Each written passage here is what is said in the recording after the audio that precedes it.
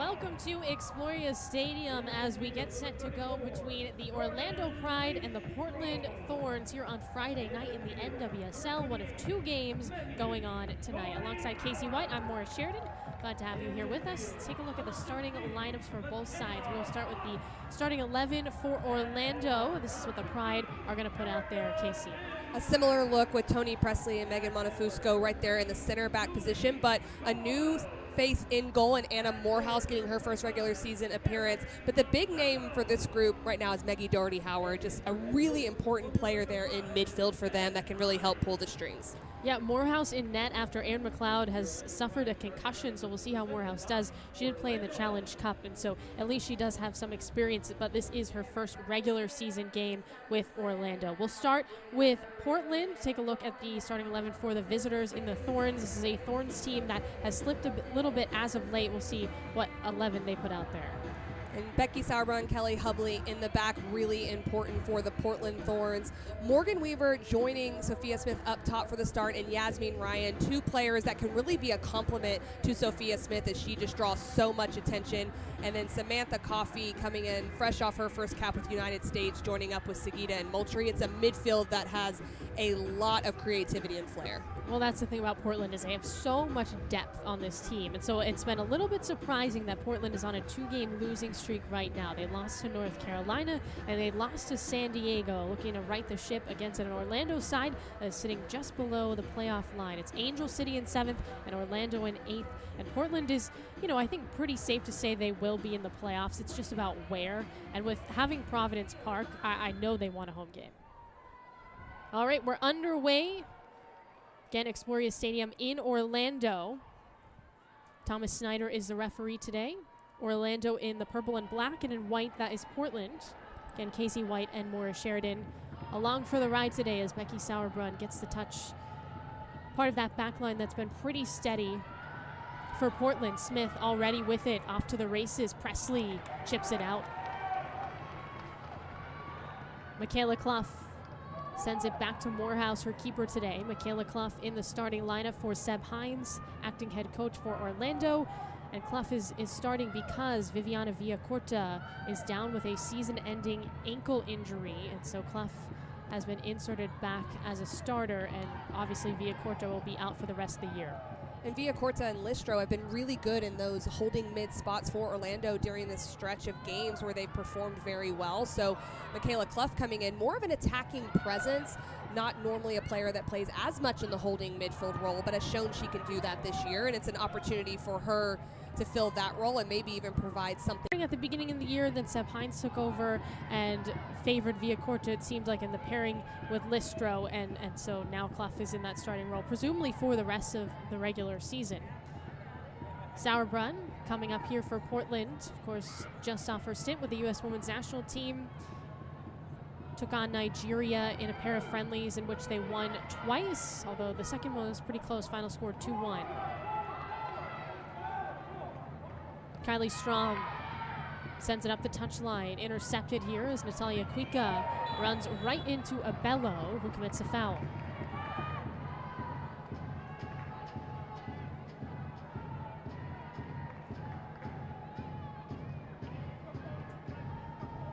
And just Carrie Abello coming up and just getting that foul behind it. Kind of looked like the ball went out of bounds a little bit there before Kuika kept it in, but looks like it'll be a foul nonetheless.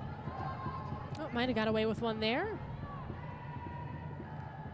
Again, interested to see, Casey, how Orlando plays this one as Doherty-Howard runs right into Hubley. Clough pulls it back, taken away. Weaver can't get going with it. Strom, Yasmin Ryan on her back.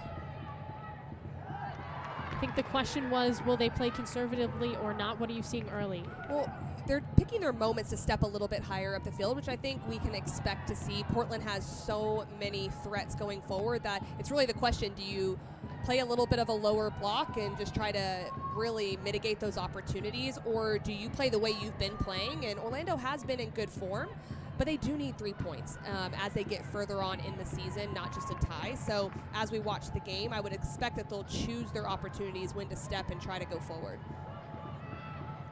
Klingenberg lofts it up to Smith. Sophia Smith, 11 goals this year for Portland.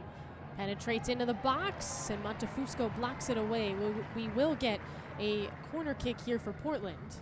And that's that space in behind that if they are going to step is the scary part that they're going to have to be aware of is Sophia Smith, Morgan Weaver, and Yasmin Ryan all looking to expose that space behind the back line. Now talk about some young talent here for Portland. Sophia Smith, Ryan Weaver, those are players of the future in the NWSL, and they're all getting the start here for the Thorns today. Ryan, 5 assists. See Sam Coffey, another player, star of the future in the NWSL. Just had her moment with the U.S. Women's National Team, her first cap. Through the air off this corner kick, and the header is wide. Looking for Hubley there. They often go to her on those set pieces. Excuse me, that was Morgan Weaver. And it's a good opportunity for Portland, but a little bit of just a high lofted service. When you don't have enough pace on it, it is very hard to redirect anything like that on frame. Well, Weaver right back at it, earns the turnover. Morgan Weaver, 4 goals this year for Portland. This is a Portland offense that has been the best in the league right now. 37 goals this season for the Thorns. And what's been surprising is that they've, kind of faltered a little bit as of late. 1 goal against North Carolina in that loss, and then got shut out by San Diego, who of course is the best defense in the league. So defense won out in that matchup, and it was a very interesting game in which Portland had possession. They just couldn't carve anything up. And Coach Wilkinson talked a little bit about that. San Diego playing a much lower block, and Portland has really been known for split balls in behind the back line, using their athleticism and their runs in behind tactically to break down defenses. That forced them to go back to the drawing board a little bit and go, okay, how else can we attack? Which if they could figure out some of those spaces in front, it can definitely help them as they go further and closer to the playoffs to be more unpredictable. Yeah, well, Wilkinson has been honest about this team and the fact that they are willing to just kind of buy into what she is doing in her first year as a head coach. They've changed formations a couple of times, and she says this is a team that has very high IQ, so she trusts them to do that. So, this is obviously a Portland team. We've talked about the youth they have. Just because Smith is young doesn't mean she doesn't have a ton of NWSL experience. Morehouse, Smith in front of her. Montefusco, dangerous play here for Orlando. Turned over to Coffey through the air. Ryan heads it down. Here's Coffey, floats through. Off left, pass to Klingenberg. Looking for the service here for the Thorns. Filia tips it all the way back as Sauerbrunn comes up. Last time these two teams played, it was an absolute bludgeoning by this Portland side. 6-0 the final score. June 19th was that game, and it's one that sort of ignited Orlando. They went on a 7-game unbeaten run after that game. I think many teams would just kind of hang it up on the season after such a lopsided loss, and not the case for Orlando. You're right, and Coach Hines talked about it, that it was a galvanizing effort and a turning point for them to go, who do we want to be, what do we need to solve, and really he felt like they were on a lot of different pages in that game, and since then they've really tried to organize themselves collectively. Hubley off to Ryan. Strom trying to edge it out, muscles her way through, boxing out Ryan, who's on her back.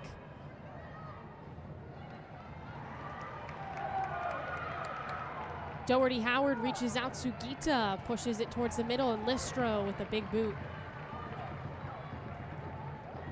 Yeah, of course, Orlando has had, a lot of turmoil, too. They lost their head coach. Amanda Cromwell was replaced by Seb Hines around that time. It was 2 games before that Portland loss. So they were dealing with an acting head coach who was obviously before then an assistant coach. Then Sydney LaRue was traded. They lost Marta in the Challenge Cup to an ACL tear. So, they were trying to figure out their identity, and things have gotten a lot better for the Pride since then. Again, they're right on the cusp of the playoffs. They definitely need to start winning more games, and they absolutely are going to need some help, I think, from other teams, and hope that some teams like Angel City start to lose as well. And at the professional level, all of these players can adapt tactically to what coaches want, and there's always going to be changes, and that's your job, is to do that and find ways to get points. But to your point, the longer a coach is there and you can establish principles of play and identity and who we are, just the more comfortable a team becomes. So it is very hard to deal with that mid-season and figure out how are we going to move forward, and are we all bought into that system. Yeah, again, the Pride did not lose a game until the last one against OL Reign. That was right before the international break, and it was a heartbreaking loss. Seems like they had a draw, and then Megan Rapinoe decided otherwise. And a beautiful service from Sofia Huerta in the 92nd minute. That was the difference in that game, so ended up losing at home. Smith offside.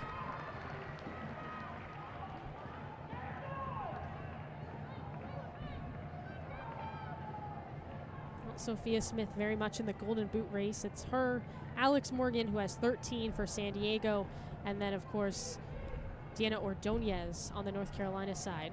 And that was extremely close. It almost looked like Presley was right about even with her, but it was a close one, and that's something that the backline's going to have to be careful of. You could see Moultrie making that run across that brought Montefusco over, and it allows Sophia Smith some space.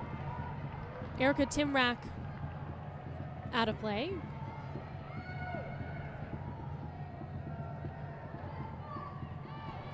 Doherty Howard swipes, Timrack, touch, can't find a bellow. Hubley pokes it in the air, Clough heads it down, and now Coffey boots it wide.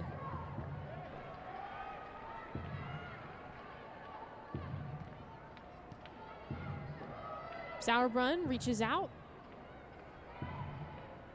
Olivia Moultrie, 16 years old. Seems like a seasoned vet with Portland. She's played so many minutes with them and has 2 goals this season. What's so impressive about her is that she doesn't try to do too much, and for a young player that's in the professional game, it's amazing to see that kind of maturity and just the way she plays and how simple she distributes. Doyle nearly took advantage of a weak pass there from Portland. Bella Bixby in net for the Thorns. In that rain game, Orlando was able to pounce off of a weak pass for the Seattle side as well. That's how they got their lone goal. Doherty Howard shot from just outside the box.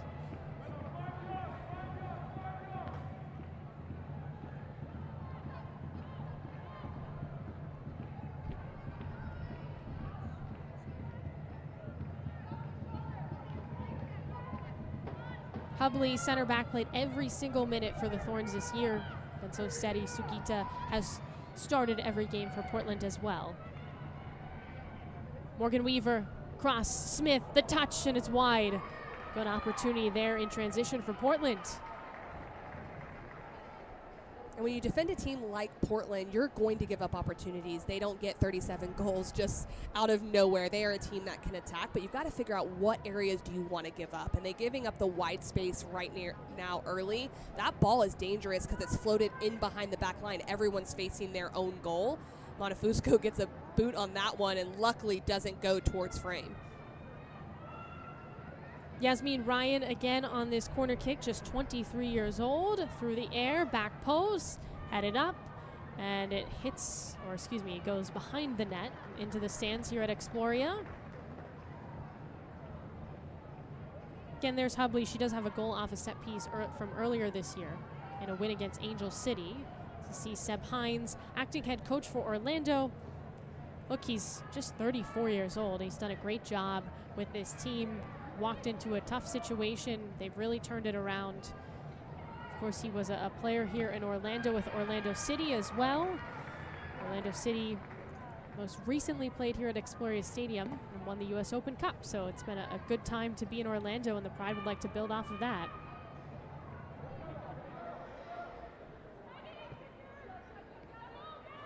Ryan Clough intercepts. Again, Michaela Clough, just a rookie out of BYU for the Pride. Smith, 22 years old. Blocked away by Kylie Strom. And you can see the cover that they have around Sophia Smith, rightfully so, and it's something that Rand Wilkinson talked about, just making sure she doesn't get frustrated because she's a player that, of course, draws attention, and there might be other players that have to step up, but she has to make sure not to get frustrated as well. Yeah, Wilkinson said, look, at this point, she's going to be double and triple teamed. She's going to have to get used to that. It's going to be the rest of her career, I think. I think you're right on that one. Smith had 2 goals, had a brace against Nigeria the first time around for the U.S. women's national team. She is certainly making a name for herself on an international stage as well. I think we will see a lot more of her as the World Cup approaches. Coffee.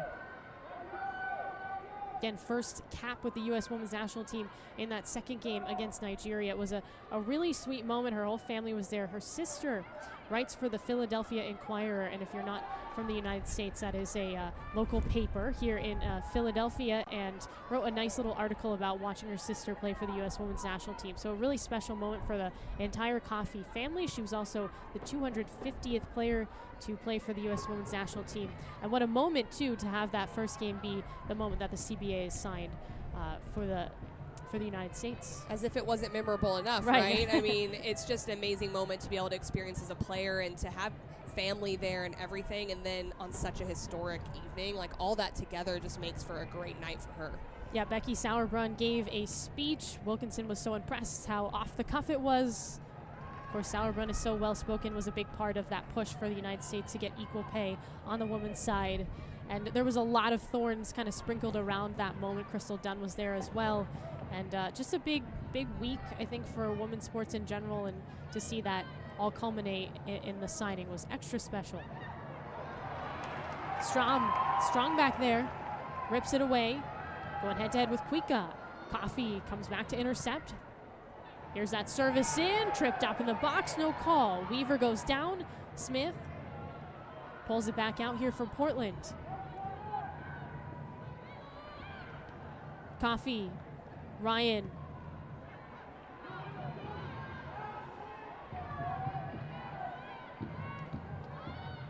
But we did hear Seb Hines say that, you know, it's going to be, he's going to need a strong performance from his center backs in Tony Presley and Montefusco today, because they are dealing with Smith.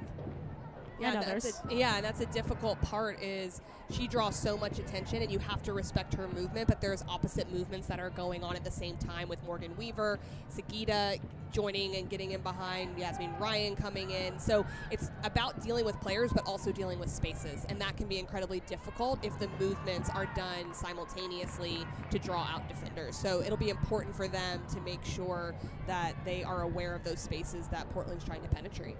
Well, that's the thing about Portland, is pretty much everyone on the attacking side for them would be the leading goal scorer on Orlando. Because the Pride don't have anybody that has more than 2 goals this year. And then you've got Weaver with 4, Sukita with 4. Obviously, Smith has 11, Moultrie has 2. So it's just an interesting time for Orlando, and Portland just has so many weapons. You have to respect all of them, not just Smith. When it speaks so much to what Portland can do, and it's so hard to defend that, because if you shut a couple players down, someone else can step up and score. So obviously that's difficult for the Pride, but also for the Pride, the fact that they're in a potential playoff race now and not having that offensive production from one player speaks a lot to what they're doing as a team and scoring in critical moments. Well, Portland doesn't seem like they'll play Christine Sinclair today. However, they do have Crystal Dunn available on the bench today, which would be a huge story if Dunn plays. Of course, 4 months ago she gave birth and now is back with not only Portland, but potentially the U.S. women's national team as well. So, again, she will probably play for Portland at some point during the regular season. The question is when, and we'll see if Wilkinson decides to use her today or not. Listro has been praised by Seb Hines as the unsung hero. Here's Sugita, though, a chance for Portland. Takes a shot, blocked away by Morehouse. Off the rebound, covers because Weaver is charging in. And Orlando Pride trying to play out of the back, but that's the scary part about it, is there's that turnover right in the middle of the field, and you can see Weaver right on top of it as well with that save from Morehouse, luckily picking up the second one. Timrak in that circle, full 360. Doherty Howard leaves it wide for Strom, bombing up that flank. Surveys, pushes it back as Orlando will just settle here. Listro, right to Hubley, and Ryan goes the other way. Here's a counter for Portland. Ricochets off Clough. Presley. Listro.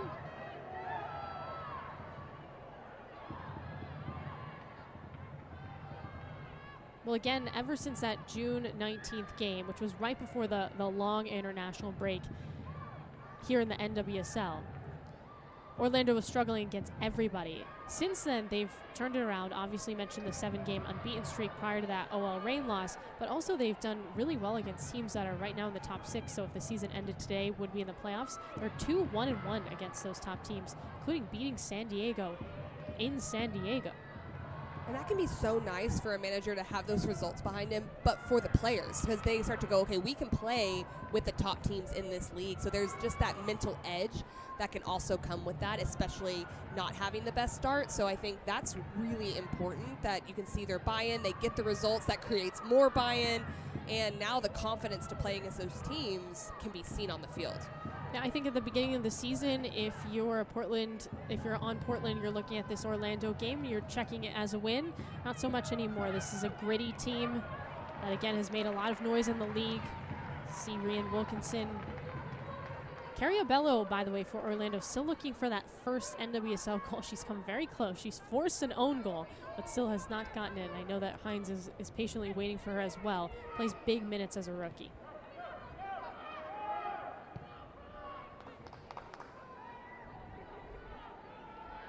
Sauerbrunn, Coffee,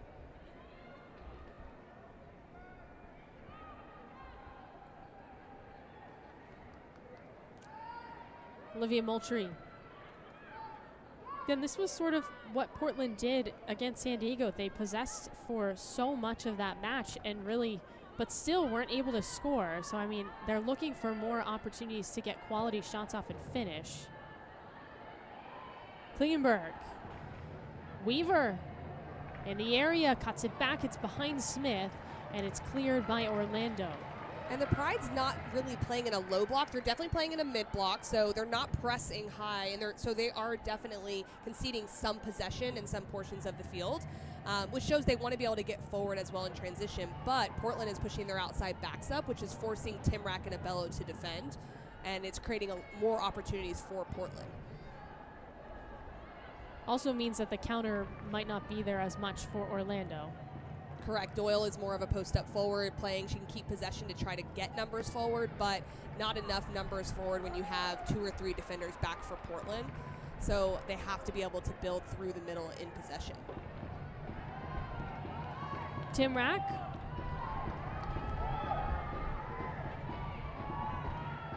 Abello. Chipped out.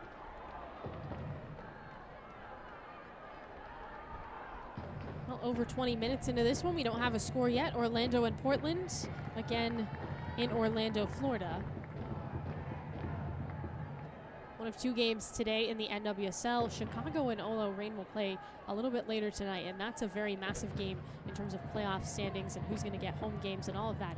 As again, Angel City and Orlando, those are the 2 teams kind of waiting to see if they can sneak into the playoffs. North Carolina is floating there as well. I think it's pretty safe to say that Washington and Racing Louisville are out, as we'll see a yellow card be given out to Montefusco on the Orlando side. She has already sat a game this year.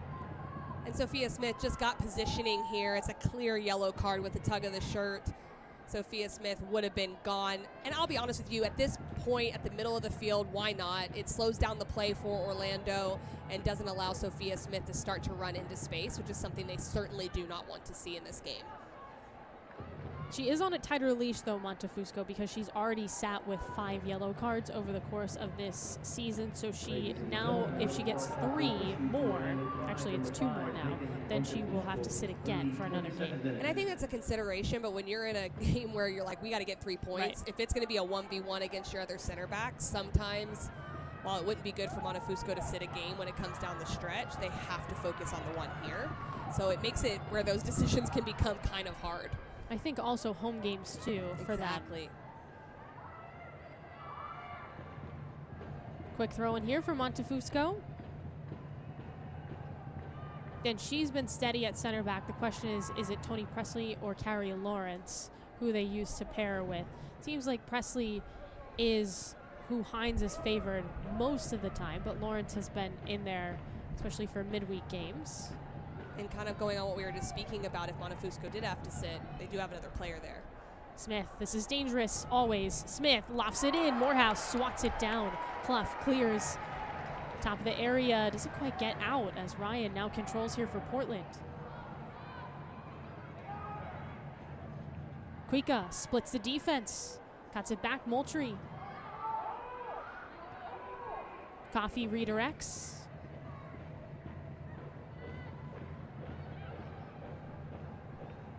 Smith turns.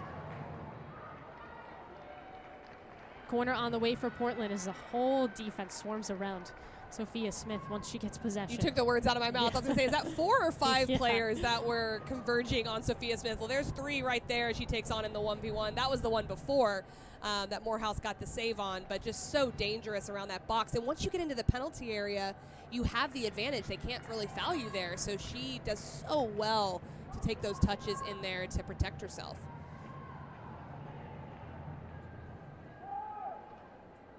C. Smith right in front of Morehouse at the moment here on a set piece as Coffee gets prepared.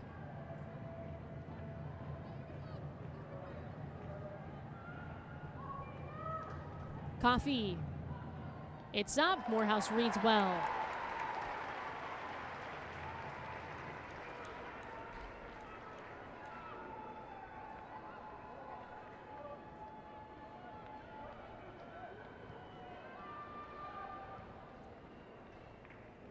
Timrack. Again, Morehouse was the keeper for the entire Challenge Cup because Erin McLeod was also out with a knee injury at that time. And Orlando did not have a good Challenge Cup, but it didn't seem to mean much for many teams. San Diego had a terrible Challenge Cup, and it seems like they are poised to win the Shield at the moment. Here's a chance for Weaver. Enters the box, cross put on, Morehouse again, diving stop. And that's good hands from Morehouse because anytime you ask your players to get an opportunity on frame, they want to either score or force a rebound or a second chance opportunity. Morgan Weaver does extremely well here after she sprung from that coffee pass. And with the left foot, just putting it across frame. If that is given up in any way, there are 2 players right around that. So that's a harder save than it looks from the goalkeeper. Brave, as Gary Bailey would say. Resident goalkeeping expert. Sauerbrunn. Weaver.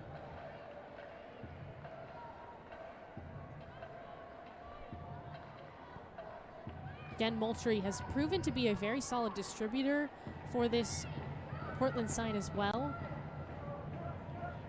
A 3-3 draw against, I guess it was North Carolina. I'll never forget the pass she had to Sophia Smith. It was so beautiful. And again, just 16 years old, has such great vision. Such a young player in this league. Klingenberg off to the corner here for Portland. Trying to move past Timrack. No call.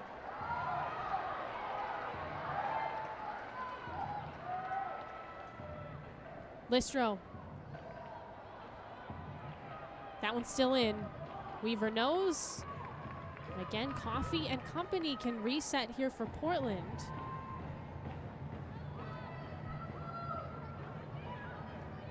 Hubley. Through pass. Broken up. Kylie Strom again. And as the half goes on, it becomes more clear the Pride are going to give up a little bit more and more space. Portland establishing possession, but the collective defending effort from the Pride has been good. Where they're struggling is, can they build numbers going forward once they do have possession? That's the hard part right now.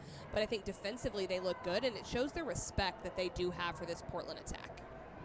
Looks like Doyle is going to get stretched out here. That's Julie Doyle down for Orlando. Definitely a player that has come on strong as of late, has 2 goals for the Pride, just a rookie, and has been starting up top for Orlando. They were kind of using Darian Jenkins there. Now they've opted to send Jenkins in off the bench, and Doyle has gotten the starts because I think she just provides some really good pressure when they do choose to press. Seems like Hines likes her there in that regard. Yeah, and he talks a lot about how she not only likes to press, but she really keeps them to one side, dictates the direction of the press. It's easier to read for players behind them when your 9 does that up top. So that's something that's really cerebral that she does, and she also can hold up the ball really well. So when you've got Timrack and Abello kind of running on the sides, having that juxtaposition of how they play can really help. Well, you see Jenkins getting warm just in case, but you also saw Ali Watt. It's easy to forget that Ali Watt is on Orlando now, but because she was just recently traded from OL Reign, and so we'll see, I'm sure we'll see Watt at some point during this game. She was a big part of Reign in terms of off the bench and being such a strong substitute. It seems like the Pride are trying to use her that way as well this year, and the limited time left they have in the regular season. Again, they also have Jenkins as an option, but Doyle appears to be all right.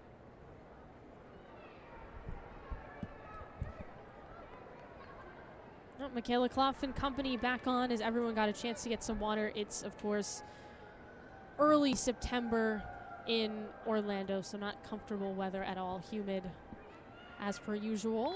And actually, Coach Hines talked about that. You can't press the entire game in Orlando, Florida. It's just the heat and humidity is really tough, and so you have to pick and choose your moments as well. I think there's a little bit of that, but a lot of it also has to do with how Portland plays, and they're very good in possession going forward. Yeah, I thought it was interesting that Hines says that Orlando has switched to two-a-days ever since he took over, which I don't know how you felt about those, but I wasn't really into it. That's, you know, the way they're trying to operate now, and he has so many young players, though maybe that works because they're so used to the college system that it kind of translates here in the pros. Right. The two-a-day can be a little misleading. Is it two-a-days with video? Is it two-a-days with the strength session and then on the field? I mean, you just never know. But needless to say, it's still something mentally that they're having to do as well. Moultrie takes a shot. Morehouse saves.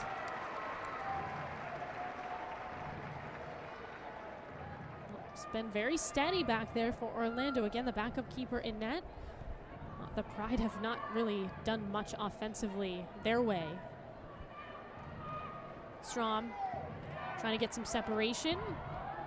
Kuika bats it down. Smith hobbled and is now down. That was a very awkward landing for Sophia Smith. Just looked like she took a little clip there coming off the front line. And as this block gets a little bit lower, you're probably going to see Sophia Smith do that a little bit more, which seems almost counterintuitive to how she plays. But if she can drop into that space and get on the ball and turn and run at players, it's another option to pull out the back line of the Orlando Pride. But that time, Listro really aware of it. And that's what has to happen. The midfield has to be aware that she may be dropping back into that space. Yeah, again, Listro has been just really fun to watch her growth as a player that has come into Orlando and really earned her minutes, and a huge part of this starting lineup now. Cross from Weaver! Ryan's on the board, and Portland strikes first. And that's a great finish from the winger. Just so good in the way she gets a little bit of a touch on that. So much about finishing is how you get in front of your defenders at the last minute. How quickly can you move as late as possible to be able to change the trajectory of your run? She does just that in that moment. Well, that's the second goal this year for Yasmin Ryan, and it's quite a beauty. A nice cross here on a nice sequence from Portland, as again they pounce. It's the underlapping run there from Weaver that's so good. And usually you don't want someone to lift the ball in those moments. You want it kind of struck across the ground. But Yasmin Ryan does so well, just right in front there, in front of Strom, just getting her foot right in. And that surprises a goalkeeper when they do that. But that wide space has been on, and that time they really took advantage of it. Well, again, 2 goals for Yasmin Ryan. She also has the 5 assists, so a really complete year for her so far, and she's been, again, in and out of the starting lineup depending on basically what Wilkinson is going for that day, and I think it's just such a luxury that Portland has so many options. As Moultrie moving quickly here. Smith, they want another one. Ryan. That was a handball. Hit Smith on the ricochet.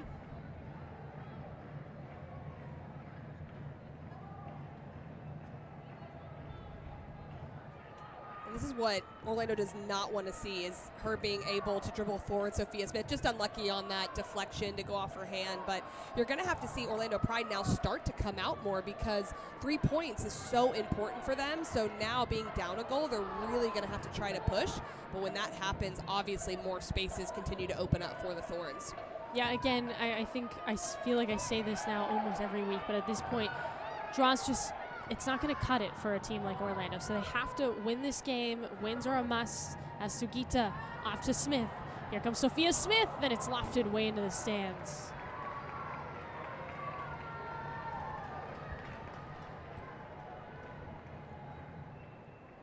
Moultrie again just starting the attack, and Sugita on the half turn. You can see Sophia Smith pulls away from the center back from Montefusco there.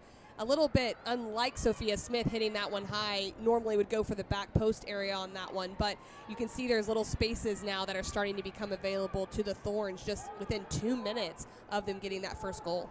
And there was no space against San Diego, and that was a problem. Again, Portland got shut out, and against North Carolina did not look strong either. Their one goal came in the second half, and the game was kind of already over at that point. So now they're in control of this match, and we'll see how they're able to continue.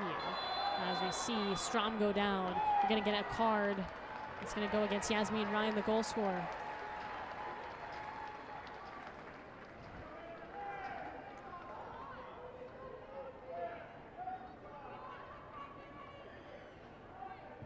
Strom a little shaken up. We just take a look, just coming in late. Strom trying to play the pass, definitely late on that tackle right there on the left ankle. That's a hard hit that Strom had to take on that one. That's the second card we've seen today. Montefusco also has one on the Orlando side, so one on each side. Again, Ryan has the lone strike just a couple of minutes ago. And now a set piece opportunity, a free kick for Orlando. We'll see what they draw up here. Bella Bixby has not seen really any action. Doherty Howard, Abello up top.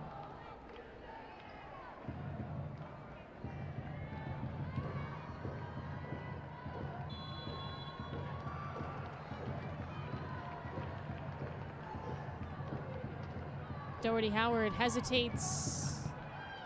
Now it's up. The serve. Clough has a chance. Tries to find Doyle, nothing much there. Smith. Stymied there by Strom and company. And it's always interesting the ebbs and flows of game. Portland, for the first 32 minutes, had so much possession with Orlando sitting back. Now Orlando, after the goal, really doing well to get numbers forward. You almost have to wonder, why wasn't this happening earlier on? Doyle in the box. Hubley pushes it out. Cuica. Montefusco, gotta be careful again. She's playing on a yellow. Fouls there. It's a call from Thomas Snyder, again the referee today. And it's a little bit early to be having those conversations with the ref when you're already on a yellow card. There was no real just obvious intent to stop the play there, just stepping really hard, a definite foul. But you can see the frustration, and now the frustration maybe from Rhiannon Wilkinson as well. Well, Wilkinson's side is up ever so slightly in the first half on the road at Exploria. Again, this is a game that Portland has to win as well, not because it's really desperation time, but because they're on a 2-game slide. And remember, they didn't have a good ICC either. They lost 2 games in that. So, you know, it's just been it was a tough month of August for Portland. They're still very much in the Shield race, but this is a team that's kind of Shield race or bust. That's the way that Portland often operates as a club. And something they've been talking about, they started so well, but how are they going to finish? There's this little blip right now that they're going through, but can they focus on how they want to finish and what that's going to look like? Here comes Abello. Doherty Howard runs right into Sugita. Takeaway now for Portland. Coffee. Smith. On the wing, Sophia Smith. Moultrie in the area. Turns. Not totally squared. Weaver. Back behind. Here's a shot from Coffee, and it's wide.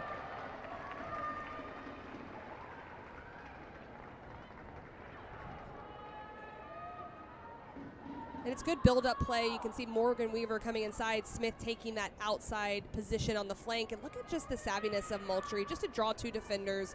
Weaver leaving it for Coffee. It wasn't exactly well struck, not a lot on it, but this allows numbers to get forward. And what I like about Coffee there is her willingness to look from distance. Oh, Coffey has not scored this year, and she hasn't scored at all in the NWSL because it is her first year. Smith nearly draws the takeaway. Cleared out. Looking for Doyle Sauerbrunn. Again, an anchor back there as a center back for Portland denies. Here's Hubley. Back to Bixby. Doyle trying to make some noise. Hubley again.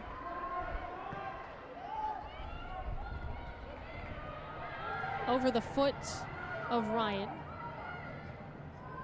Tony Presley. Now Morehouse.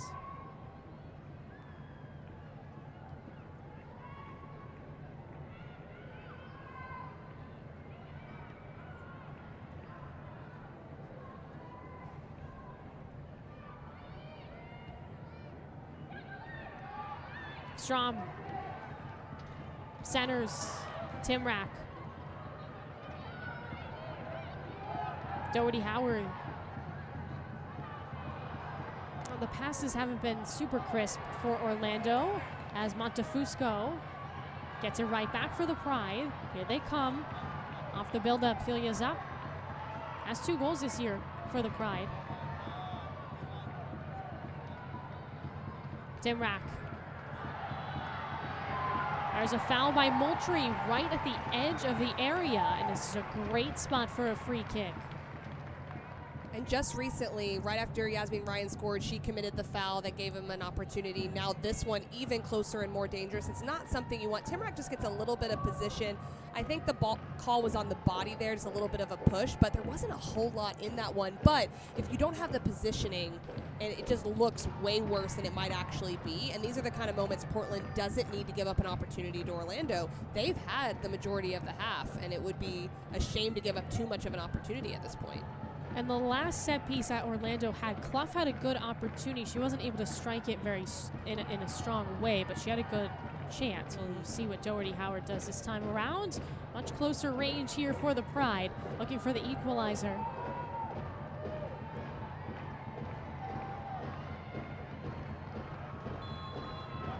Again, Tony Presley is also up as an option. It's Presley, the rip. And we'll get a corner. Well, the wall did its job on that one. She hit that extremely well and enough to earn another corner kick. If you're not going to score, you just want another opportunity at it. Well, Tony Presley has a PK this year. She's pretty strong on shots when they need her to be. As young fans looking on here in Orlando, trying to will this team to tie the game up.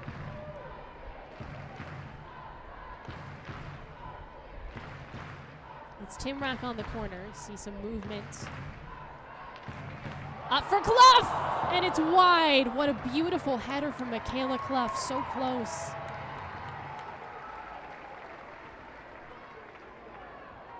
And this was a good service, but really Clough makes the most of this going to the near post area. You've got Montefusco and Presley on the back post, which the zone is more in tune to, but Clough coming in and finding that. That looked incredibly close when she flicked that one on. And that is something that Michaela Clough, I mean, we just haven't seen her too much, but you would imagine just height-wise she can provide moving forward through the air on set pieces. She has scored a header this year as she commits a foul there. And she was a prolific goal scorer at the college level. Yes. That's something that she was known for. It was just amazing, her outpouring of goals and assists. And she's playing a little bit deeper at the professional level, and there's a bit of adaptation of how do you find those spaces against players that are more seasoned, and that's something that'll be a part of her growth. Doyle turns on the Jets. Timrack gets spinned around there. It's a little bit awkward for Orlando.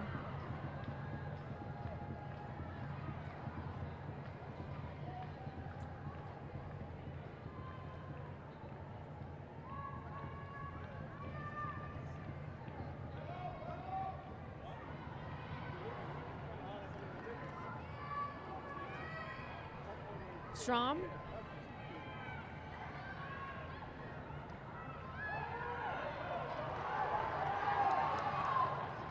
Doherty Howard, Sugita trying to get position. Lofted up. Here's Carrie Abello. Hubley's back. Abello looks for space. Nice touch.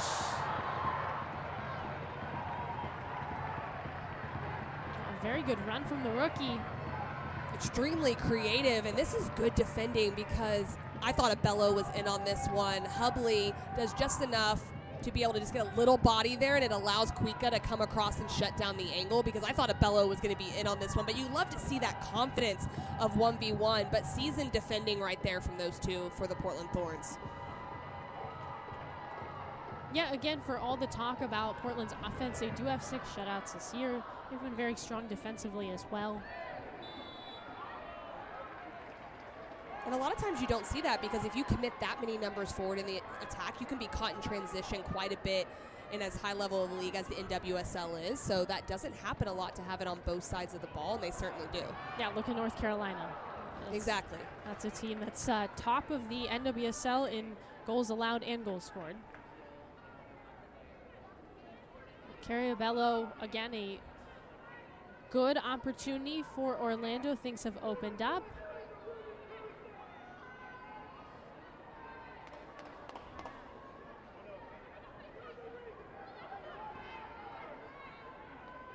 Kuika, Sauerbrunn lets it go to Bixby. Timrack was right there.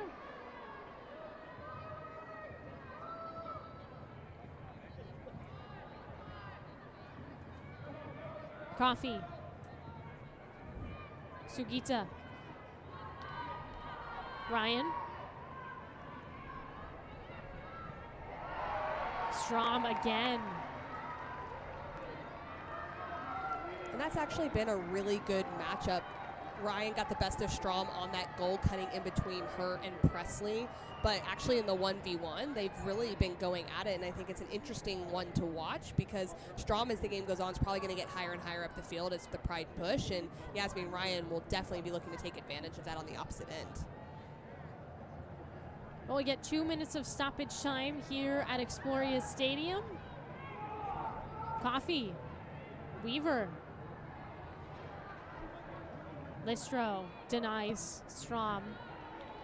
Ladies and gentlemen, the fourth official has indicated there will be Now Sauerbrunn.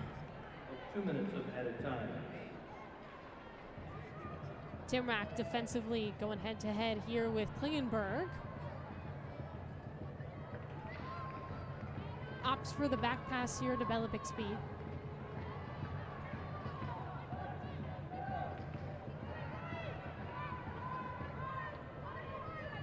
Sugita.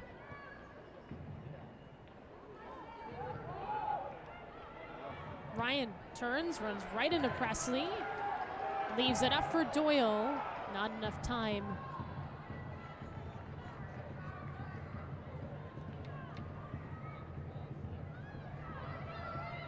Sugita.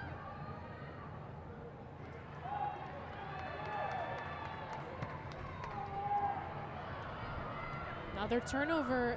Coffee this time around.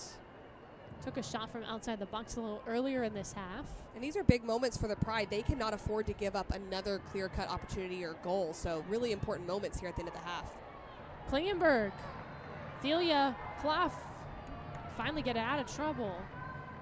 Orlando looks a little gassed.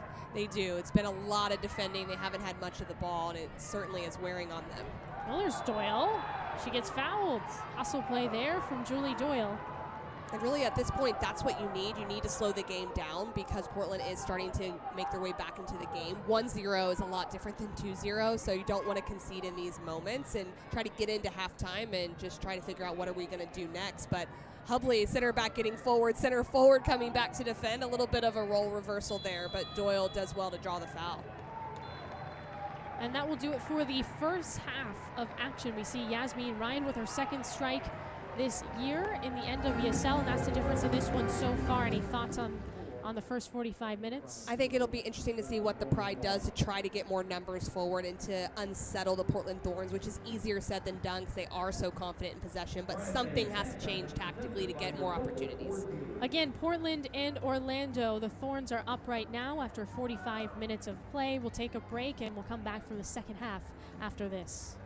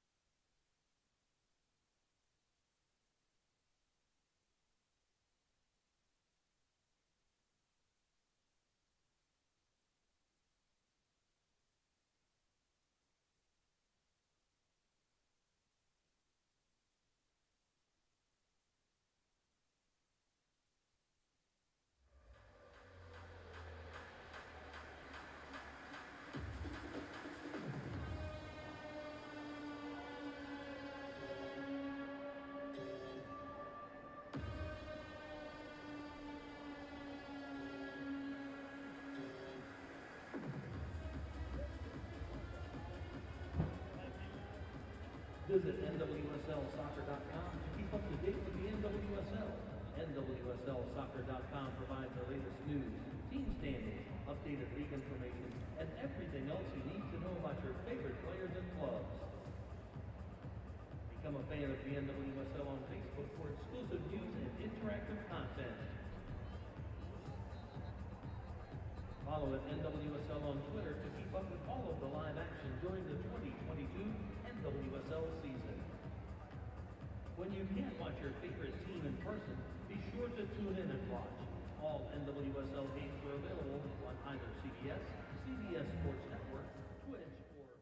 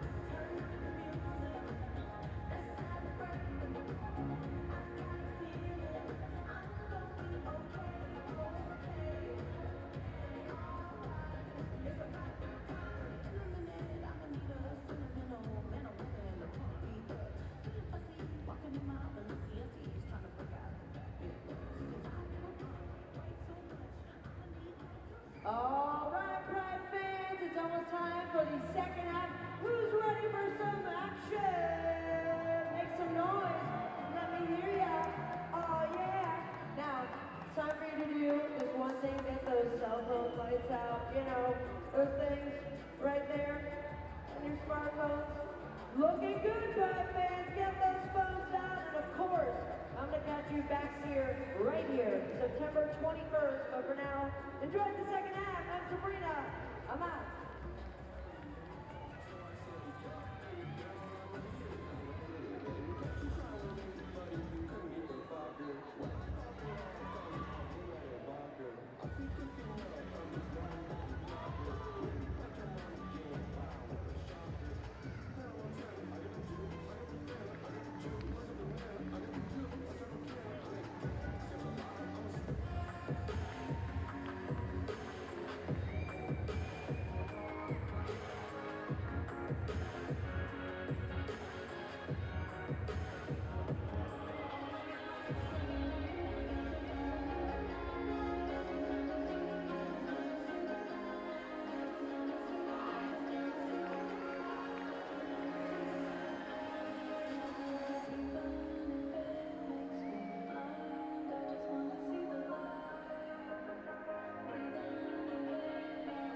Welcome back as we get ready to start the second half. Portland and Orlando.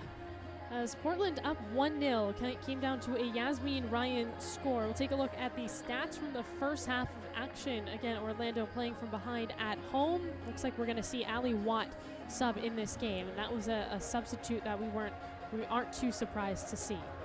Yeah, and I think a player that can just provide a lot in behind the back line as well, just being able to get forward, just like Carrie Bello has done a little bit, and just a little bit of speed and in behind there. And she also knows how to make runs and what directions to make those in, so could be really dangerous for the Pride. Well, also looks like Courtney Peterson will enter the game for Orlando. So those are your two subs. Again, Peterson comes in, and so does Ali Watt for the Pride.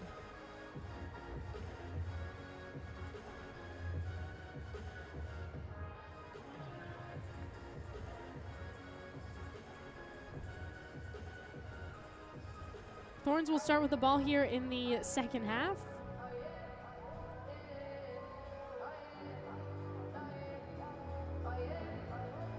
Again, Portland trying to snap a 2-game losing streak. What's interesting is that they have not been on a 3-game losing streak since July of 2015. That just kind of speaks to their club and what they've been able to accomplish. Of course, they won the Shield last year in the NWSL. Did not win the championship, though. Well, we talk a lot about Orlando Pride needing to get 3 points, but to your point, just as important right now for Portland Thorns to stop that little bit of a slide that they've had. And it's crazy to think that 2 games was a slide for a club, but it does speak to how good they've been over a long period of time. But 3 points really important to them as well, as that would put them up there close back to trying to win the Shield again with San Diego Wave. Yeah, and then you have Wave taking on Washington this weekend, which, you know, Washington is much better than their record indicates. But on paper, that should be a win for San Diego. Ryan. Nice touch. Here's Moultrie off the heel of Weaver. Pushed out by Ali Watt. Watt took out Erica Timrak. Smith has space. Left-footed shot blocked away by Presley.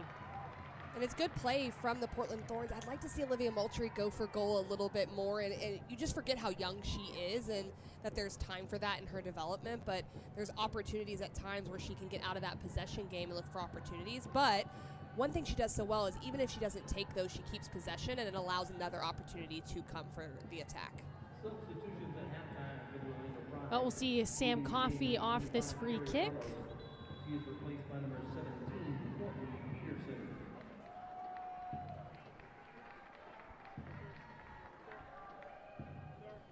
Also for the Orlando Pride, leading the game, number 15, Erica Timrak. She is replaced by number Oh, we had a nice little onlooker joining our joining the show as well.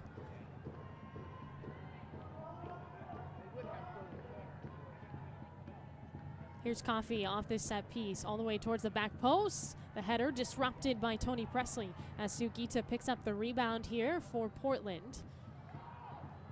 I'll pull it back and get ready. Squeaka.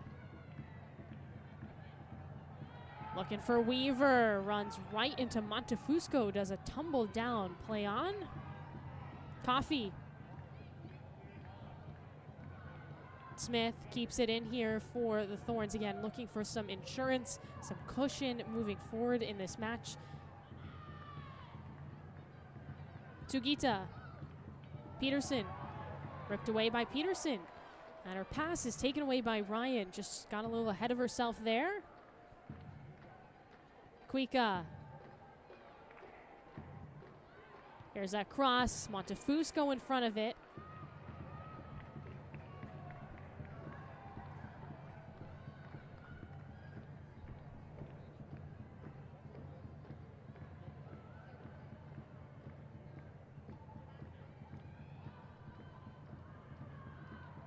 Coffee. Klingenberg. No changes for Portland at the halftime break. Lovely to Klingenberg from Sugita. Here's the cross. Beautiful chance for Ryan, and it's too high. Looking for that brace. And just on impact, Ryan stops. You have to run through the ball on that to have any chance of keeping it lower. But it's beautiful interchange between the Portland Thorns attacking unit. This is a great ball by Sugita. Klingenberg continues her run. Allie Watt does not stay with her, and it's just that impact right there. But this is a great ball, cut back across. The run of Moultrie brings a lot of players to that near post. But Portland has really been good at getting their outside backs forwards, and that's causing the wingers to have to defend. It happened in the first half. Now Allie Watt and Peterson are both having to come back as well. Well, we've seen Portland come out swinging here in the second half, and they were sort of playing a lot of defense towards the end of that first half, and it seems like they've made some changes to get more prepared here in the second. Here's Yasmin Ryan again, just had that opportunity way too high. Smith trying to get loose, Sauerbrunn as well. Hubley, the header, it's down. Moultrie tries to poke it out. Moultrie goes down in the box, and it's cleared. And those moments of those set pieces are really important for the Portland Thorns. There are players on the Pride that can really surprise you in the counterattack, but the service really for the corner kicks hasn't been that dangerous. It's in the penalty area, but there's not really the trajectory it needs nor the pace to make it any type of opportunity that's really going to threaten the Pride. Yeah, there's teams in the NWSL that are so lethal off those set pieces, off the corner kicks, Chicago being one and the other probably being North Carolina. Portland has not really been a part of that conversation this year as Kuika puts it up. Header doesn't land yet. Weaver trying to make something happen. Who did it touch off of? Looks like it's a goal kick for Orlando. And Thelia looking for a bit of a push there on the backside. I think that's probably what she's arguing. I thought the same thing. But those crosses coming in are really, really dangerous. It's better service than what's coming in from the corner kicks. And Coach Seb Hines talked about he didn't want to allow Portland to play through the midfield, which I think at times they've done a good job of. But Portland in the wide spaces has really been hurting the Pride so far this evening. Well, still just a goal down.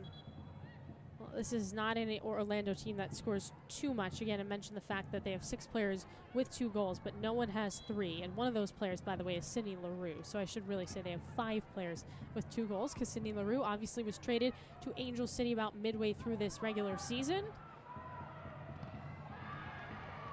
On to Fusco.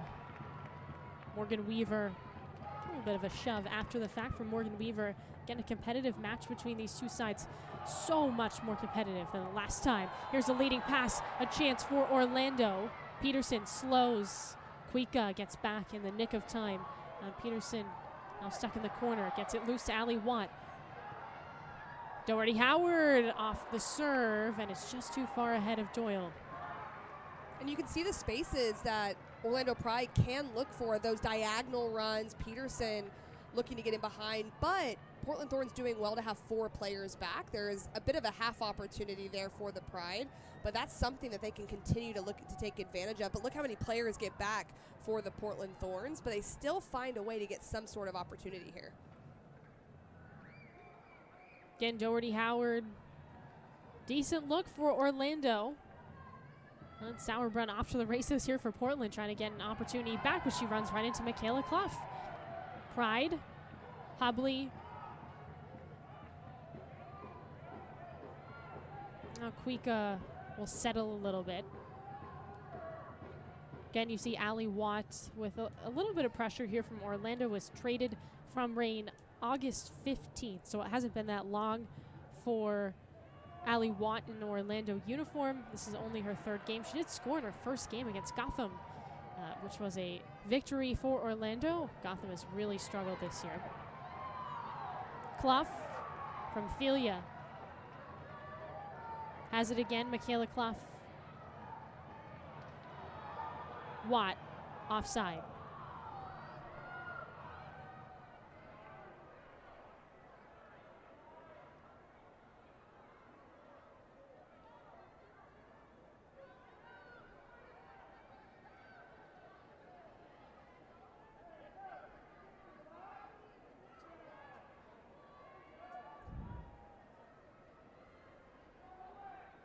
Kuika. Sauerbrunn. Just very intriguing to see if we will see Crystal Dunn or not today. It's just, Wilkinson does not seem like the type of coach that would put her on the bench if she didn't at least, think about playing her. Obviously, Crystal Dunn is not just for show. Sauerbrunn, Sugita. No, and I think that shows that she is informed to get some sort of minutes. It may not be this evening, but she is at a pace to be able to get, even if it's just 10 minutes of a game, to be able to play at this level, which is exciting. There's a foul on Kuika. It's going to be a card. Written up for that one. She rips down Kylie Strom. That's a 2nd card against a Portland player. Yasmin Ryan also has one. And Strom does really well right here. Just gets position again, and definitely a tough tackle there. There was so much advantage to Kylie Strom, the outside back, and just absolutely takes her out from behind. I don't know how much more of complaining can come from that because it was pretty obvious. But these are moments that are going to be big for the Pride, and the more Strom can look to get forward, the more Thiele can look to get forward, will be better for them. Well, Orlando has had a couple of free kicks, including one very close range. We'll see what they do with it this time around. Doherty Howard is often the one to take this one pretty far out, but we'll see what service she can provide. It's up off her right foot from Doherty Howard. The header missed. Watts has a chance, and it ricochets off. Bixby through the air is able to haul it in.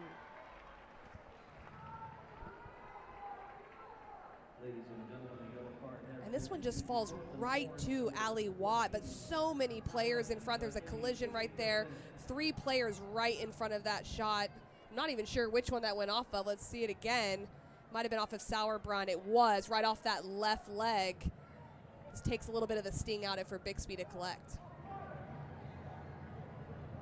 Well, Bixby back to Hubley. Again, she hasn't seen too many shots, but the thing is, there's been twice now, I think Michaela Clough had a similar opportunity that Watt just had, where it just kind of lands and the shots just haven't been particularly strong.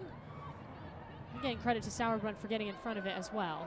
But the longer this goes on, the Pride still have a chance. You can see that they can generate opportunities. It may not be a lot in possession, but the longer Portland leaves them in this, the more life they have going forward. That one was out on Weaver, so it is Pride ball. Wilkinson, again, just trying to hang on. Moultrie, Klingenberg. Sauerbrunn.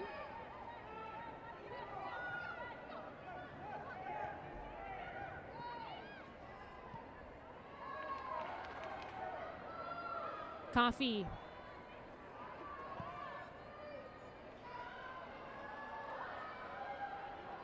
Kuika, cross, almost in, blocked by Morehouse. And that one was extremely unexpected. It looked like she was just trying to get as much power as possible for the cross. It does go directly on frame, and Morehouse does extremely well. But that's the kind of pace that Portland needs on their service to get across. Even though it didn't find anyone for the Thorns, it just makes it so hard to deal with it when it has that kind of pace on it. And now they get a corner kick as well, as Coffee will set up for this. We'll see Hubley and Weaver options through the air if they so choose.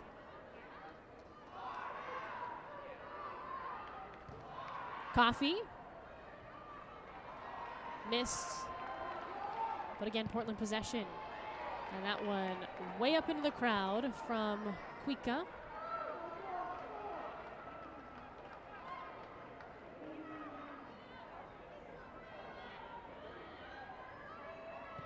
Montefusco. Delia. Delia runs right into Wilkinson.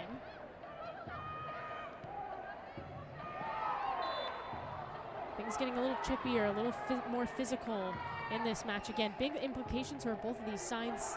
Both teams coming off losses. They want to win. And again, I asked Seb Hines, I said, is there a chip on your shoulder going into this game? Look, because you lost 6-0 the last time you played. It's the worst loss this year for any NWSL team. He said no, but I don't think I believe him. This is a team that does want to prove that they belong in the playoffs right now, and they can prove that by winning. And it's a little different if he does or if the players do, right? Right, yeah. Doyle doesn't have numbers here for Orlando. Leaves it in for Bixby. Almost runs into Sauerbrunn. And it's a good idea right there. If Courtney Peterson makes a little bit more of a diagonal run just to slash in front of Bixby, that becomes a very dangerous ball. Montefusco floating up here for Orlando. Dumps it off to Peterson. Moultrie comes away with it.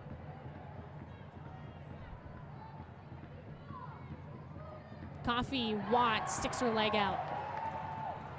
Turns it over. Coffee sliding down, push wide. Now Klingenberg just walking it up for Portland.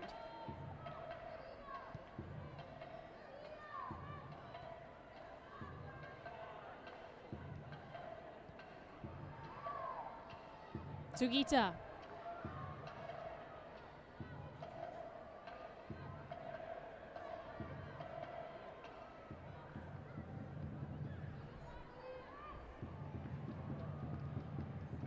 Ryan disrupted by Clough and company. Can they hang on to possession? That's the question. Strom.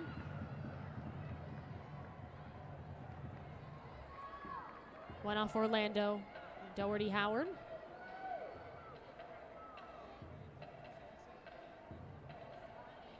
At the 60th minute, still the same score that we had at halftime. Yasmin Ryan has the lone goal for Portland. That's where we sit. Got a half an hour left in this one. The first of 6 games this weekend in the NWSL. Klingenberg through some contact. Coffee. Klingenberg again. Strom the header. Sugita falling down. Doherty Howard collects. Trying to get some separation. Doherty Howard just went down. And Doyle's the last to touch. We do have a whistle from previously. That previous Doherty Howard push. And Doyle did collect it a little higher, so just waiting to see if there was any type of advantage to come out of that one. And Doherty Howard doing a lot of work in midfield, and Portland still getting the majority of possession. You wonder how long Orlando Pride can defend because the fatigue factor can set in. And I think the 2 subs have brought a little bit more life into the game with Ali Watt coming in and Peterson, but now Portland's adapted as well. That was inadvertent, but Doyle just ran right into Hubley's shoulder. She sort of lunged into Hubley's shoulder and took quite the hit on that one.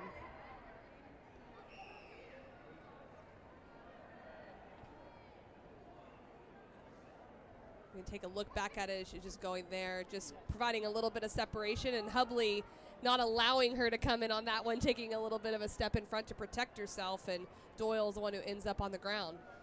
Hubley's a very strong player, obviously, for Portland. As a player that, again, I mentioned the fact that she hasn't come out this year, but also apparently is just a player in practice that is constantly asking her teammates to kind of step up.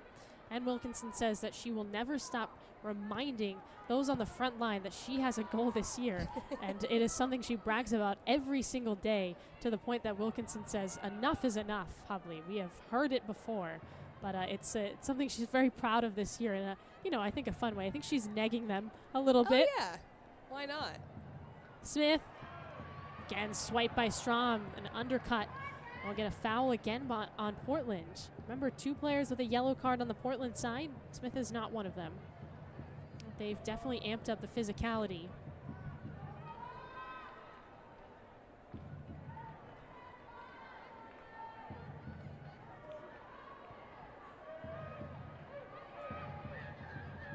Montefusco. Delia. Moves it towards the middle. Again, Michaela Clough.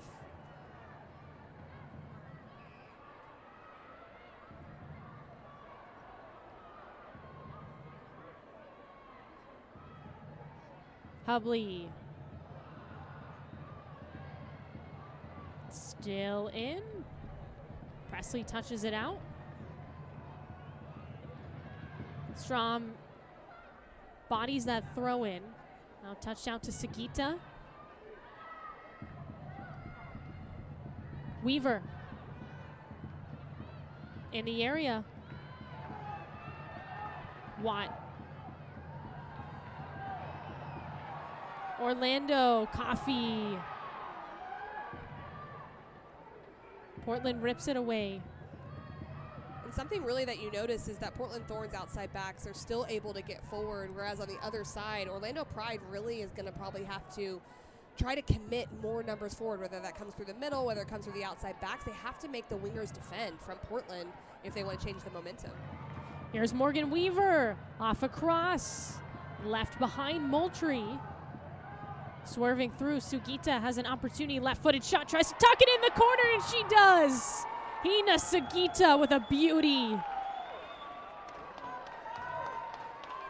And that all comes from that underlapping run from Morgan Weaver. Again, it's exactly how the first goal was scored. Klingenberg playing that ball in behind and it going across to Ryan. This time, it popping to Moultrie, and it's just really good flank play from the Portland Thorns that's generating opportunities. Sugita with 5 goals this year. We'll take a look at the replay. And she started that with getting it out to Klingenberg. That's what's so great about this goal. It's a team goal. It pops down to Moultrie. She makes the most of it, drawing 2 defenders. And this is just really calm from Sugita. I like the preparation touch to the left because that brings Morehouse across her goal and then able to go back to the opposite post. You don't get much more accurate than that one. A strike with her left foot. Sugita finishes the job here. And that's the 2nd goal today for Portland. Wilkinson is very pleased. This is much better than the San Diego game. And what's been really good about the attack from Portland is they've really taken the spaces that have been given to them. There hasn't been any frustration of, not being able to get in behind. They really have taken the outside space and they've made the most of it. If there's been some space in front of the back line, they found that as well. And they just kept plugging away. The goals didn't come very quickly. They had to work for them. But there's been a patience about how they attack, and they've been rewarded for it.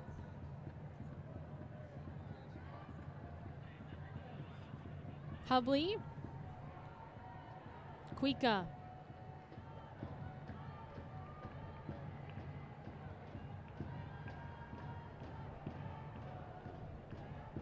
Yeah, that was kind of the knock in the San Diego game is almost like they were too patient and they weren't able to actually finish, and the shots weren't quality. But you saw kind of a similar play, the one they just scored on. Sam Coffey had a little bit earlier, wasn't able to find the back of the net, and they kind of try something similar again, and this time it's Sugita who's so clinical. He's able to tuck it in the corner. And there's definitely a difference in patience for possession's sake or patience, but then being absolutely clinical in finishing. And I think that's what they've combined really well today. Clough takes off, looking to get one back here for Orlando, takes a shot, and it bounced off Sauerbrunn, who went tumbling down, lost her pre-wrap in the process. Morgan Weaver is there to help her out.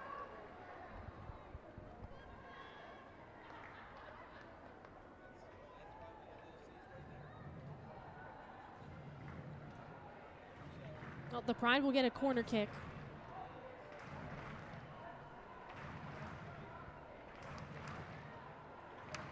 It's Peterson. Again, was a halftime sub for the Pride. They still have Darian Jenkins on the bench if they choose to use her. Up, back post. Lands. Watt can't get a shot off.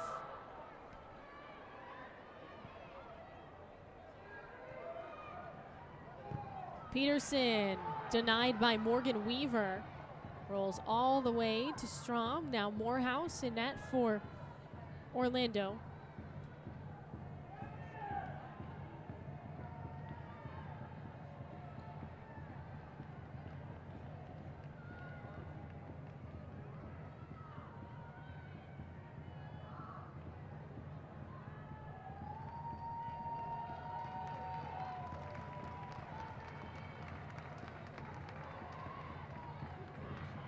Sauerbrunn, the swing. Coffee.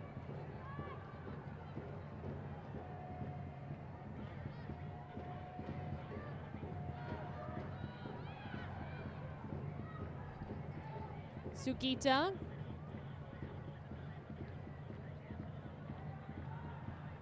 Ryan.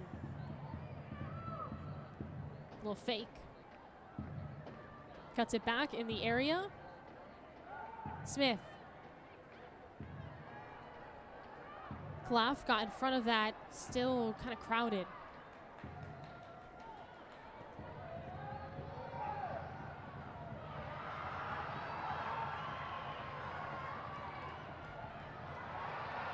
Pride.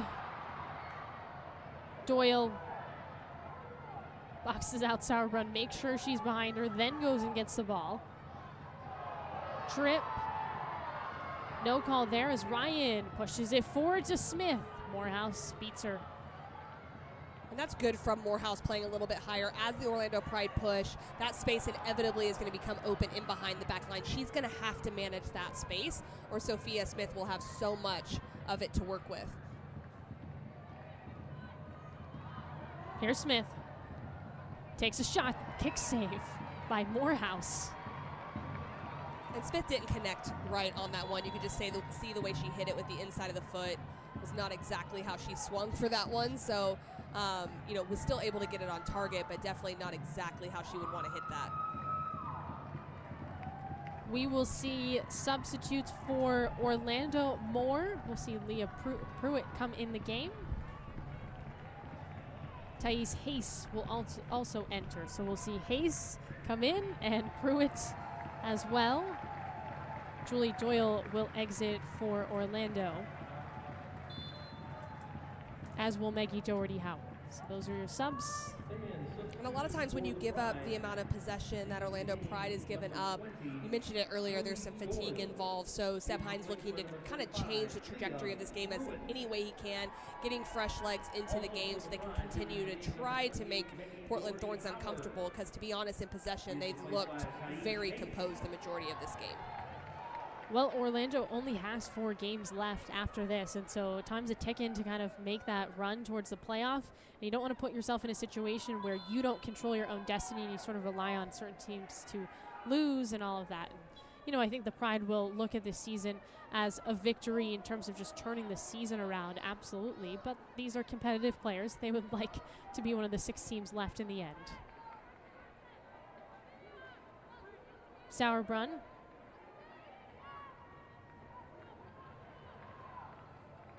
For Portland, though, if you look at the games they have left, going to Kansas City as their next match, as that's a dangerous collision there. Sauerbrunn and Hayes go head-to-head, and Hayes is going to get that yellow card. So she's in the game for maybe a minute and gets a card. Again, Thais Hayes, 22 years old, out of Brazil. And it's tempting to step in on that one. Sam Coffey gives Becky Sauerbrunn a bit of a tough ball to deal with across the back line and gets in just late, and luckily Sauerbrunn gets up without being too hurt on that one. Yellow card issued to Orlando Pride, number 30, Thais Hayes, in the 72nd minute. Peterson, strong header. Sugita gets there first. Pruitt with some pressure.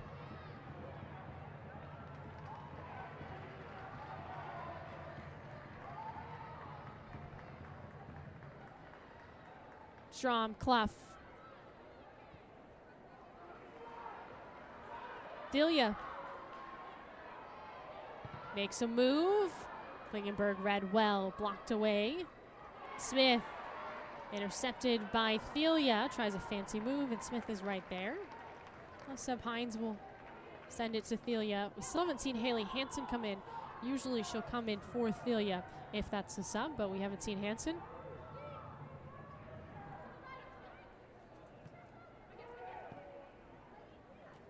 Does seem like Portland is going to make a couple of subs when they have the opportunity to. They hadn't made a change, or they haven't made a change. Kuika, that gets by. Weaver to Smith. Beautiful feed. Smith trying to finish, and the chip is into the crowd. Not the look that Sophia Smith would want. And there's that space behind the back line again. Morgan Weaver does incredibly well. She plays the perfect textbook ball for that opportunity, but Sophia Smith stops her run on impact. But we'll see Marissa Everett and Tegan McGrady come in. Olivia Moultrie will exit here for Portland.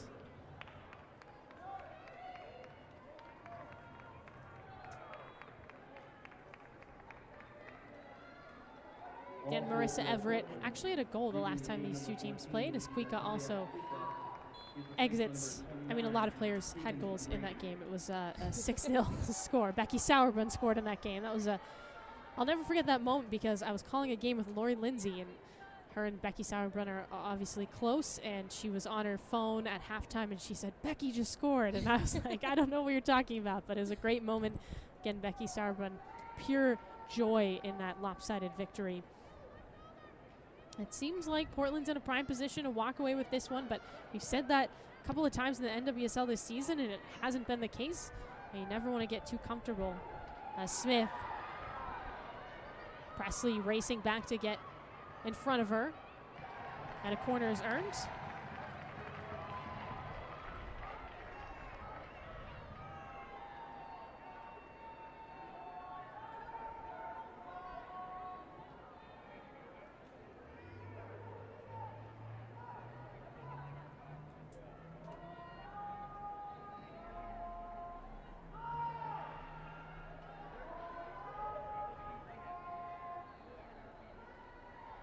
A set piece on the way for Portland. Looking for, again, another insurance goal. Already got one, as Coffey will set up on this. The subs are in front of her. Back post. Lunging grab from Morehouse. Well done by Morehouse, because Sophia Smith was right there. That one still had a high trajectory, but it was much more accurate from Sam Coffey, and goalkeeper does well to make sure nothing comes from it. Hayes. Listro.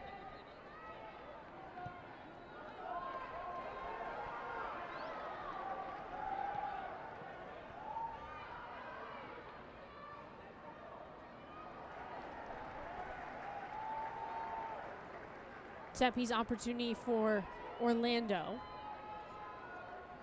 And this would be extremely timely if they could figure out something here. It would really change the momentum of the game, and with cutting the lead in half. Still plenty of time. Orlando against Washington went at the beginning of the year, was down 2-0 going into stoppage time, and still got a draw out of that game. This one's up. Who has it squared? That's the question. Clough doesn't get a great header on it.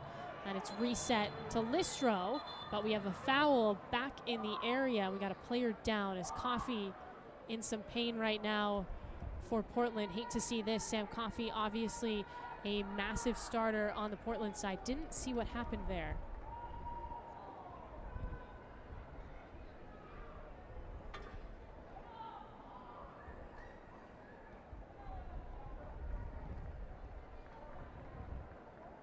Obviously a cause for concern on the Wilkinson side. It appears to be a head injury, and so that is why the referee in Snyder was extra cautious on that. Does not want to take any risks in that regard. Just a bit of a collision right there with Michaela Clough. Looked like there was no real intent on that, just both jumping. And I don't know if it was the ball or Clough that hit Coffey there, but either way, it was a tough collision. Sometimes it's just where it hits you. Coffey's still down. Again, you see Wilkinson talking to her side, trying to hang on. Seb Hines, again, acting head coach for Orlando. These are both players that just stopped playing not too long ago and then took over as head coaches in the NWSL. And for Hines, like you said, it's a prime opportunity to get on the board. Talking to Jordan Listro. And there's been 4 personnel changes, but what's also happened is Thelia has gotten a little bit higher position with playing, and also Michaela Clough has pushed on almost into 2 10s, looking to go forward a little bit more. So it's not huge tactical changes to try to really upset the balance of this game, but small things that can try to get the Orlando Pride team some more opportunities. And if you're Orlando, you have to be a little bit risky here. Just hoping you will be rewarded with a score or 2. As again, Sam Coffey being tested. We'll take a look at this earlier strike from Yasmin Ryan. I can tell you that Yasmin Ryan did finish it. I was there for that one. And that was the first goal for Portland. And then they got another one back. And that's kind of where we sit. Sugita, by the way, is the... Sorry, I'll reword this. Sugita's goal today means that there's been 10 goals scored in the NWSL by Japanese players. So the only international players that have scored more, Canada, and then England also has 10. Brazil has 8. Again, that's just this regular season.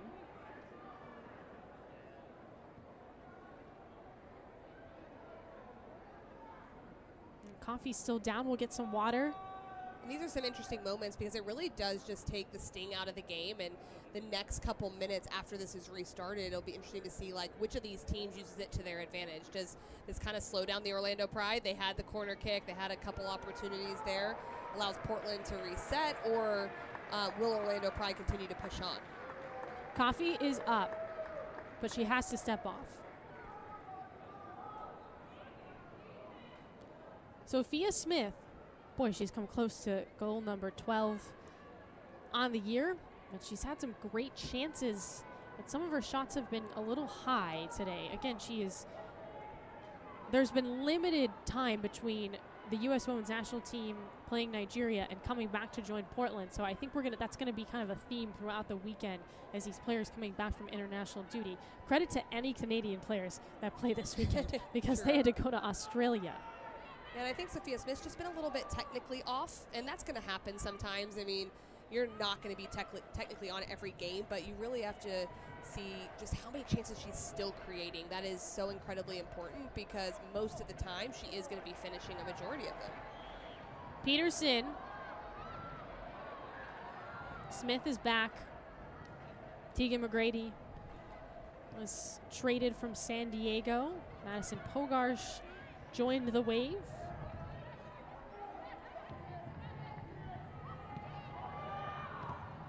Listro pushes that one forward. Coffey is back on the pitch. Good to see that. Hayes. Clough.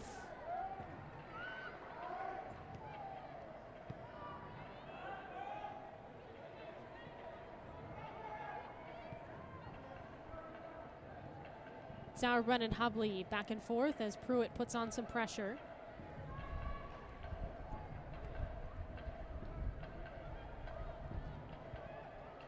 Sugita. This is something Portland does so well is they just kind of take the air out of the game. They're very, very good in possession, and they got the 2 goals, so they can really afford to be as patient as possible. Tackle pushes it out to Watts. Nice little heel pass to Hayes. Brazilian international player runs right into Tegan McGrady.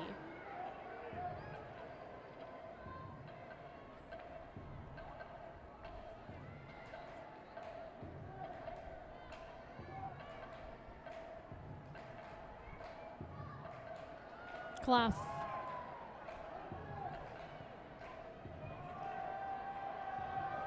Pass ahead to Pruitt. Hubley has it squared.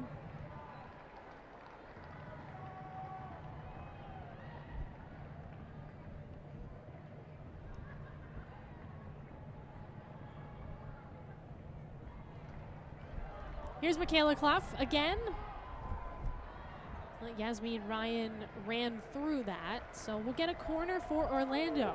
I mean, they've had the looks, but will they strike?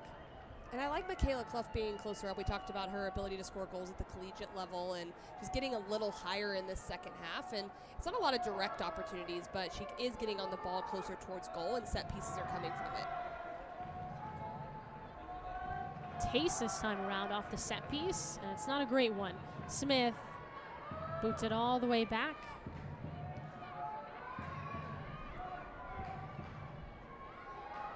Listro.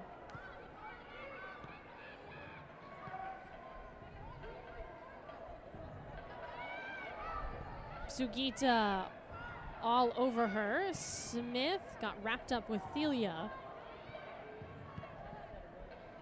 Sophia Smith. Presley Smith. Can she get there first? Offside. Morehouse actually swatted that.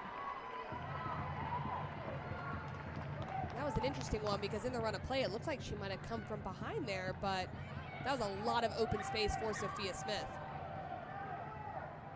It's happening more and more as the game goes on. Pruitt. Thelia. Allie Watts can't get there.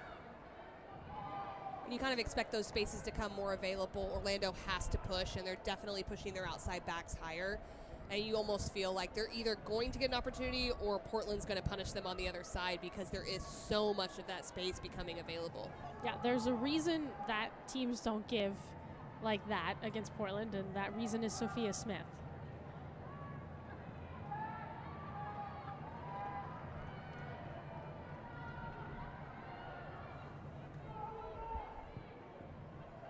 Orlando in danger of being shut out by Portland for the second time this season.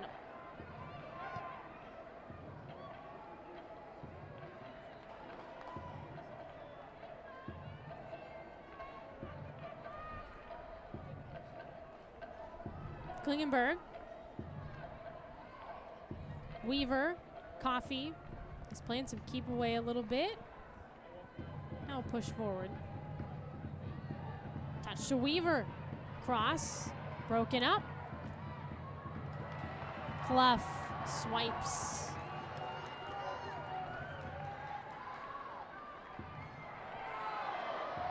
Now we got a collision right in the midfield.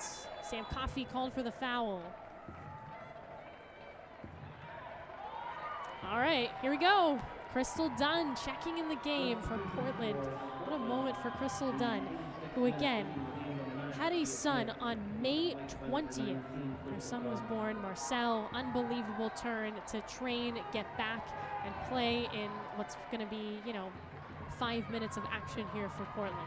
And we didn't know if she would get into this one or how much time it would be if she did, but it's so great to see her back on the field. Such an impact player, not only for our women's national team, but for Portland Thorns. So it's exciting to have her back in the league. Yeah, of course, won a World Cup in 2019 with the U.S. women's national team. I mentioned the fact that she was a very big part of that CBA signing.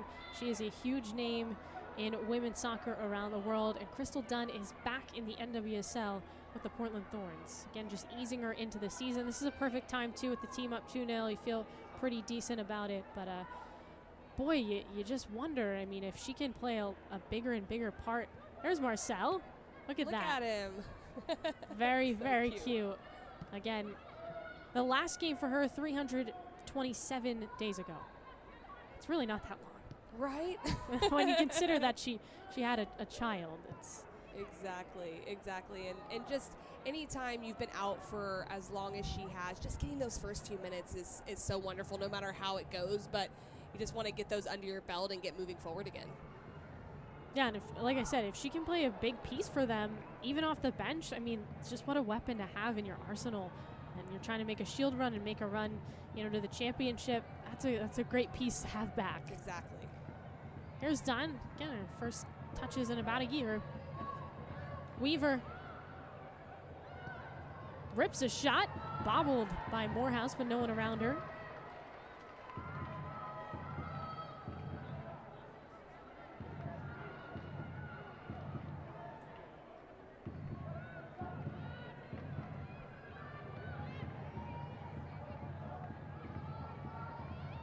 Ryan.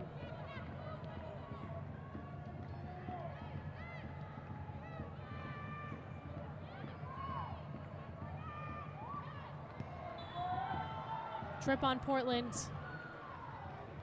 Clough will get the free kick for Orlando.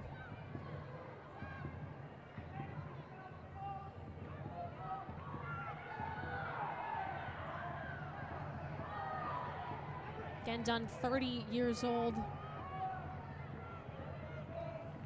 Is training with the U.S. Women's National Team too. I mean, so there's definitely World Cup possibilities in 2023.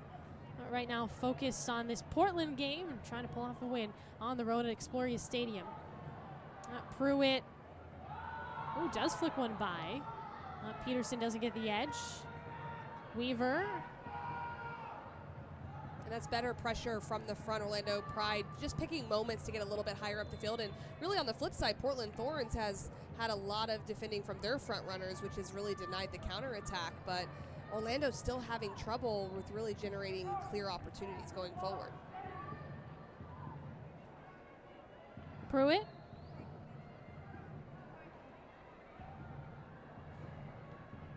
Still haven't seen Darian Jenkins. Interesting. Clough. Why not? Boy, that could have been redirected in. Yeah, it looked a little scary there for a moment, like it might catch Bella Bixby a little bit too far to her right. And you can see the pure strike that Clough does have, if not for someone being in the way. Do you think they'll move her? You know, I like her higher up the field. I would think they could consider it. Corner. Right back. It's Hayes. Tries it again. It's low, and Sauerbrunn heads it out. Listro, nice tap forward. Listro playing through contact, and she will get a free kick for Orlando. Looks like we'll get a card as well. Morgan Weaver will get the card for Portland. And there was quite a bit of an advantage that would have been there had Weaver not fouled. So not surprised by the yellow, and she's had some consistent infringement with some fouls throughout the game. Done a lot of defensive work, but this one right now, Listro just getting there first, and just the timing bad as Weaver steps in very, very late as she cuts inside on this one.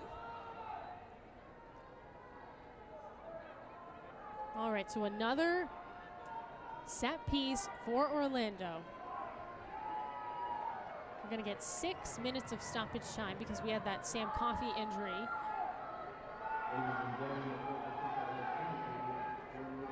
Looks like they're going to have Hayes take it again.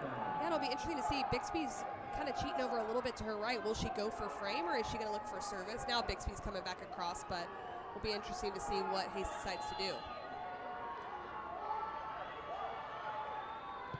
From Hayes, headed out. Very close again for Orlando. And I like that decision from Hayes. She does go for the service, but it's low and there's pace on this. That is so scary for the Portland Thorns when it's played into that 6-yard box. Hayes up, back post. Batted out by Bixby.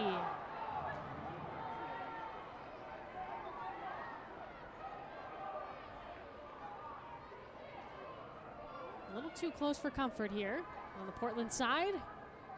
It's a dangerous ball from Hayes. It floats into that back post area. Bixby does come out. A lot of players around her. And that is such a dangerous service right there. If that goes in, it's a completely different last few minutes. Yeah, Hubley arguing for her keeper there. Got a little crushed in the process. And Bixby trying to get shutout number 7 on the season.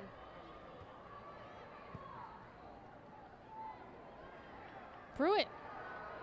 Hubley denies. Pruitt tries it again. Actually goes back to Thelian. And here's Pruitt. Turns it over to Smith. Done. Beautiful flick from Everett to Ryan. Trying to stay onside and waste some time. Goes all the way to the corner as Presley tackles it out.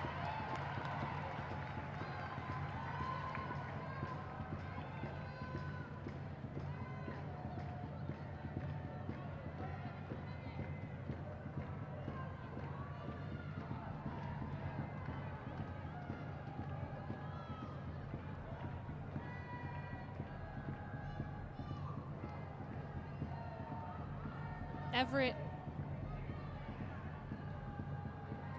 Watt swipes. Thelia at least separates out of the corner, but it's a Portland throw-in.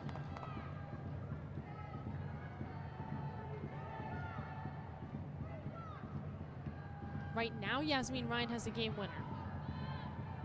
McGrady off Listro.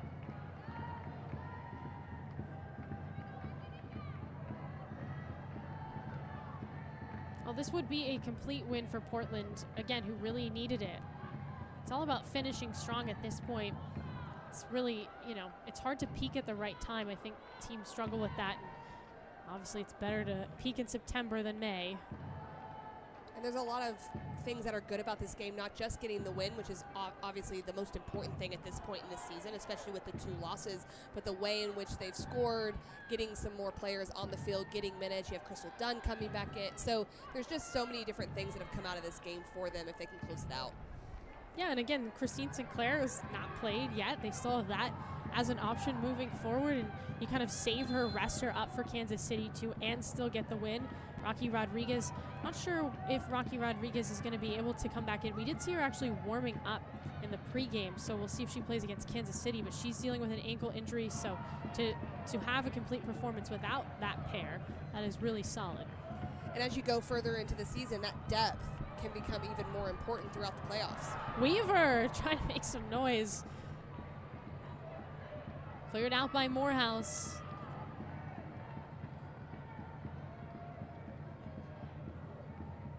Again, Portland has now scored 39 goals this year. If they get one more, that ties their record, which is 40. The NWSL record is 54. I don't think they're going to get there this year.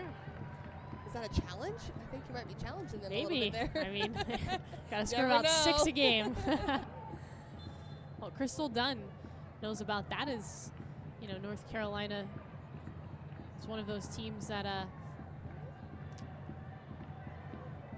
had the best offensive output seasons, as Klingenberg got a yellow card. Again, this game's, I mean, saw 4 yellow cards for Portland players.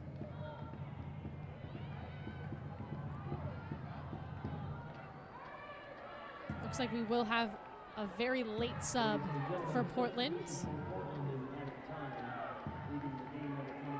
Yasmin Ryan will come off. Michelle Vasconcelos will come in. And this was that goal in the beginning of the game, 32nd minute.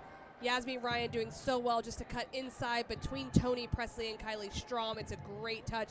Right now, the game-winning goal from the winger. Getting some love from the bench.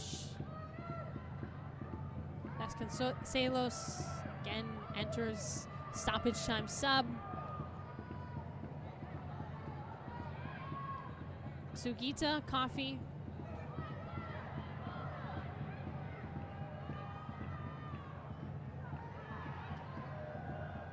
Pushed out.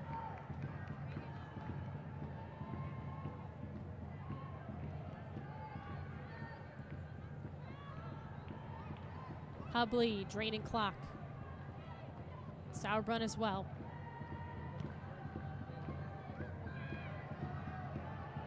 Delia Vasconcelos on her back.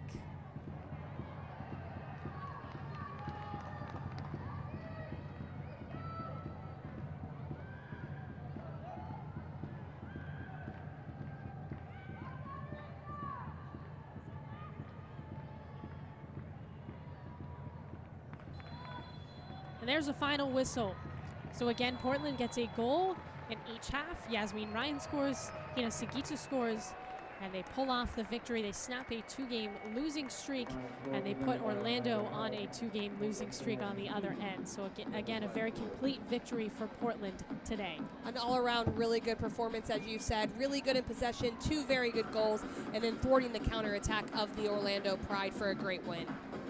Well, Seb Hines and company still, you know, just below that playoff line. We'll see how the rest of the season pans out. But again, Portland with a decisive win, 2-0, the final score. The Thorns take care of business on the road against the Pride. That will do it from Casey White. I'm Maura Sheridan saying so long from Exploria Stadium.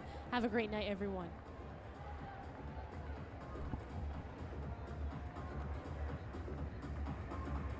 The Orlando Pirates return home on Wednesday, September 23rd.